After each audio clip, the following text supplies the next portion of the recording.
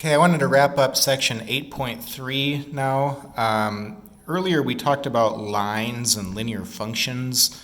So the last part of this section is absolute value functions.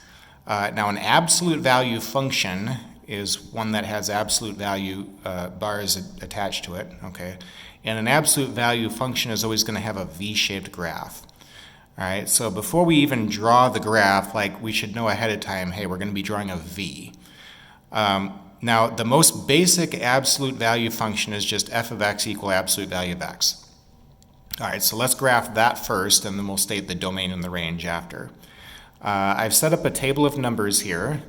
Now, x can be anything. Okay, so if x is 0, the absolute value of 0 is 0. Here's 0, 0 on the graph. If x is 1, absolute value of 1 is 1, so here's 1, 1 on the graph.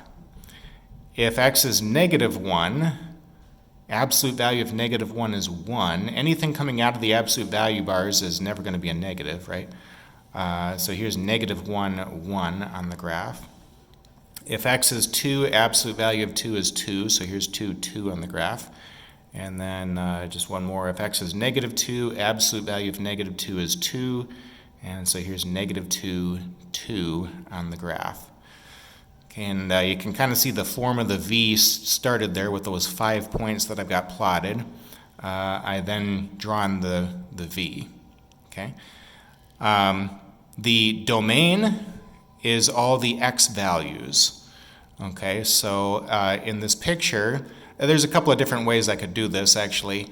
One option would be to look at the graph and scan the x-axis. Okay, if you look above or below each spot and you're on the graph, you're in the domain. If you're not on the graph, you're not in the domain. Well, here it's not going to matter where you're at on the x-axis. You can be anywhere and look above and you'll be somewhere on the V. Okay, so all real numbers are going to be possible for x. Another way to look at it is, you can take the absolute value of any number that you want. Okay, there's no problem with that. X can be anything, right? So I really didn't need a graph. A graph is helpful, if you're a visual learner, that's helpful, but we really didn't need a graph. Okay, X can be anything because we can take the absolute value of any number that we want. The range of the function would be all the y values. Okay, so there's again 2 different ways that you can do this. One is to look at the graph and then scan the y-axis. If you look to the left or to the right and you're on the graph, you're in the range. If you're not on the graph, you're not in the range. So it's not going to matter where I'm at on the y-axis as long as I'm at 0 or bigger. And I look to the left or the right, I'll be on the V. If I'm less than 0, I'm down here in quadrants 3 or 4, and I don't have any graph showing in quadrants 3 or 4. So I would use the interval notation here. Y has to be anything that is 0 to infinity for the range. Okay. Be sure that you include 0, right? 0, 0 is on the graph. That'd be like our start point when we scan the y-axis here.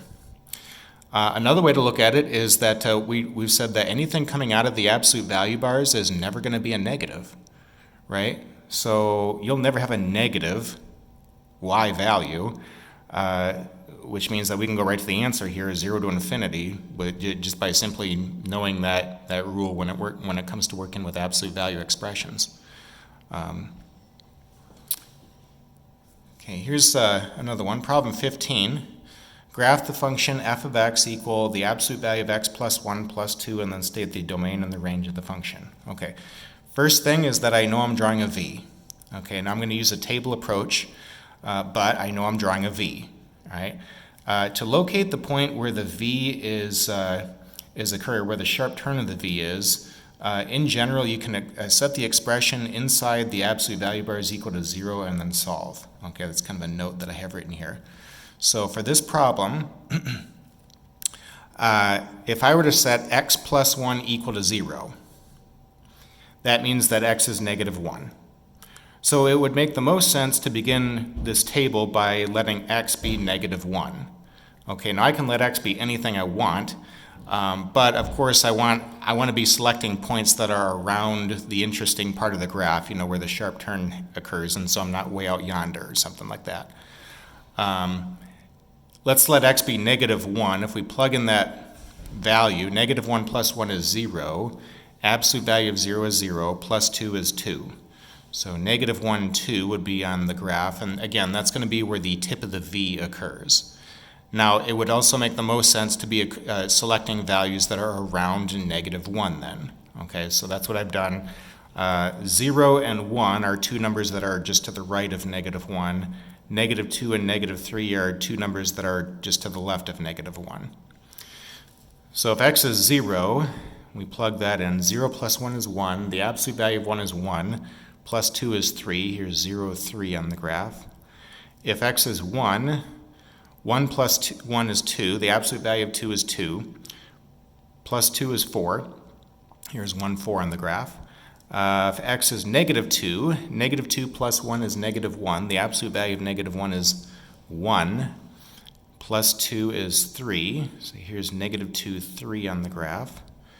And then if x is negative 3 plus 1 is negative 2. The absolute value of negative 2 is 2. Plus 2 is 4. Here's negative 3, 4 is on the graph. Okay, and using these 5 points, I can then draw on my V.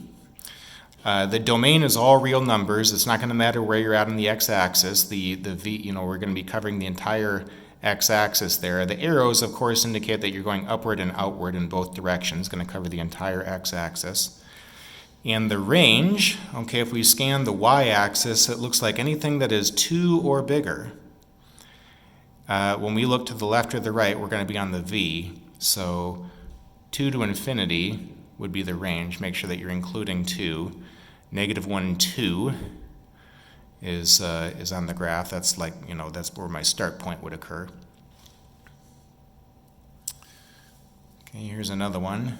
Problem 16, graph the function f of x equal negative the absolute value of x plus 3. Okay, so if I know I'm drawing a V. If I were to set x to be 0, I can find where the tip of the V is located. So if I start by plugging 0 in for x, 0 plus 3 is 3. Okay, 0, 3, that'd be where the tip of the V occurs. And again, it would make the most sense then to just use values that are around where the tip of the V is. If x is 1, absolute value of 1 is 1. There's a negative in front of that though, so negative 1 would be leading off. Plus 3 is 2. Okay, so here's 1, 2 on the graph. If x is negative 1, absolute value of negative 1 is 1. There's a negative in front of that, so negative 1 would be leading off. Plus 3 is 2. Here's negative 1, 2 on the graph. If x is 2, negative 2 plus 3 is 1. Here's 2, 1 on the graph. If x is negative 2, absolute value of negative 2 is 2. There's a negative in front of that, though, so negative 2 would be leading off. Plus 3 is 1. Okay, here's negative 2, 1. If x is 3 or negative 3, you're going to get 0 in return. And so that would be two x-intercepts on this graph. Of course, the y-intercept would be 0, 3 here. And I'd have my V drawn then. Okay, the domain is all real numbers. Okay, I could let x be anything I want in this table. And I can see that, the V is going to cover the entire x-axis there. The arrows are heading downward and outward on both ends. The range, so it looks like anywhere that is 3 or less on the y-axis, when you look to the left or the right, you're going to be on the V. So anything 3 or less means that you're going to have negative infinity to 3 as an interval. Okay, problem 17 will be the last one in the section here. Find the intercepts for the function f of x equal the absolute value of x minus 2 minus 6, and then we'll sketch the graph. Okay, so when I sketch the graph, again, I know I'm drawing a V. The absolute value bars give that away. We'll get the intercepts first, though. Okay, to get the x-intercepts, we need to let y be 0 and solve for x. Y and f of x mean the same thing, so I need to let the function be 0 and solve for x. Well, I've got that set up here. If I add 6 to both sides, and then, now remember when we're solving an absolute value equation, we want to remove the absolute value bars by applying the definitions and writing two equations down. One of them is going to be like the absolute value bars weren't even there. The other one, you'll throw a negative onto the right. Next thing, add 2 to both sides. So 6 plus 2 is 8. Negative 6 plus 2 is negative 4. Okay, 8, 0, and negative 4 is 0. Here's 8, 0, and negative 4 is 0. That would be my x-intercepts.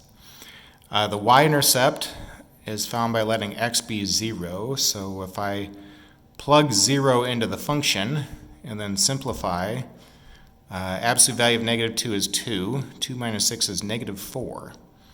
Okay, so 0, negative 4, that point is right here. That's also on my graph. Now I mentioned earlier that, to find the point where the tip of the V is located, set the expression inside the absolute value bars equal to 0, and then solve to get that x value. So like here, if I were to let x minus 2 be equal to 0, then x would be 2. If x is 2, and we plug that into the function, 2 minus 2 is 0, minus 6 is negative 6. Okay, so 2, negative 6, like that point would be where the tip of the V occurs. At this point, I think I have enough information to draw the V, right? I've got these 2 x-intercepts, I've got the y-intercept, and I've got the point that is the tip of the V.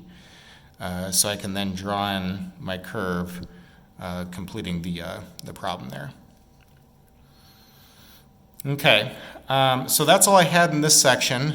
This is we're now done with 8.3. So the problems in the book are on page 643. Be sure to look at those problems that are the odd-numbered problems listed here.